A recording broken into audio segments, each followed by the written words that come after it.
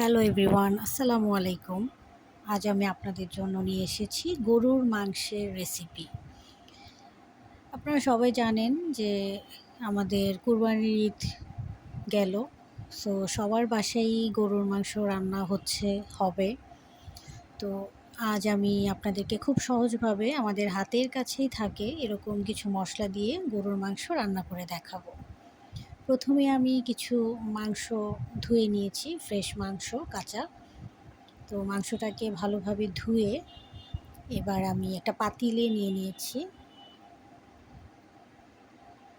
এখন আমি সব রকম মশলা একসাথে এটাতে দিয়ে তারপর চুলোয় বসিয়ে দিব। তো এখন আমি সবগুলো মশলা দিয়ে দিচ্ছি।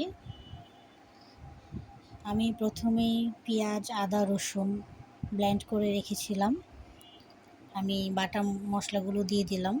আমার এখানে বেশি না, আমি প্রায় 1 থেকে 1.5 কেজির মতো মাংস নিয়েছি। আমি অল্পই রান্না করে দেখাচ্ছি। এবার আমি স্বাদমতো লবণ দিয়ে দিলাম। পেঁয়াজ, আদা, রসুন বাটার সাথে লবণ দিয়ে দিচ্ছি স্বাদমতো। দিয়ে দিলাম হলুদের গুঁড়া 2 চা চামচ।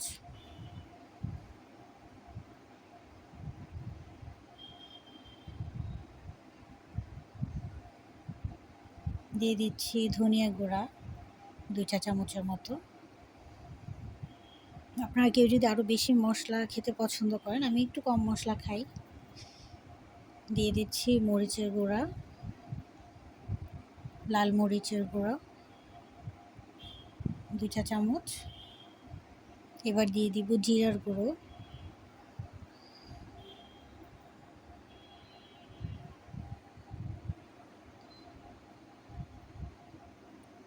এবার দিয়ে দিচ্ছি গরম মশলা গুঁড়ো।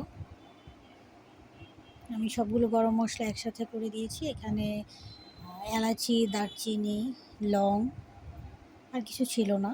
এবার দিচ্ছি 2টো তেজপাতা কুচি করে কেটে দিয়ে দিলাম। মানে খুব নর্মাল মশলা যেগুলো আমাদের হাতের কাছে সবসময় থাকে।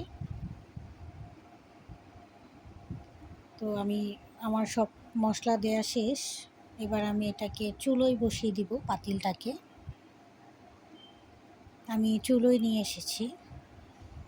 এবার আমার সব কিছু দেওয়া শেষ। এখন আমি সবার শেষে দিয়ে দিচ্ছি সয়াবিন তেল। আপনারা সরিষার তেলও কিছু অ্যাড করতে পারেন। আমি আজকে শুধু সয়াবিন তেল দিয়ে দিচ্ছি। দিয়ে এবার আমি সবগুলো মশলার সাথে মাংসটাকে ভালোভাবে নেড়ে চেড়ে মিক্স করে নেব।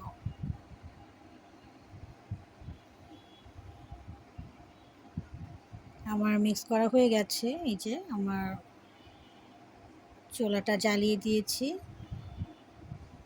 এবার আমার মাংসটা জাল হতে থাকবে, আমি ঢাকনা দিয়ে এটাকে জাল করে নিব। এই যে দেখুন, আমি কোনো পানি দেইনি। মাংস থেকে যে পানিটা উঠেছিল সেটাই এতক্ষণ কষিয়ে নিয়েছি আমি। কষানোর পর এবার আমি পানি দিয়ে দিলাম পরিমাণ মতো। আমি একবারই পানি দিয়েছি, তারপর আর পানি দিব না।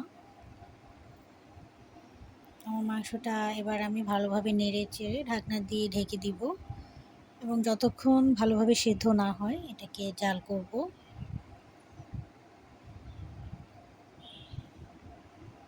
আজকে খুব সহজভাবেই রান্না করেছি, কারণ আমি কোনো বাড়তি মশলা অ্যাড করিনি, যেমন মাংসের মশলা এটা সেটা অনেকে অনেক কিছু দেয়।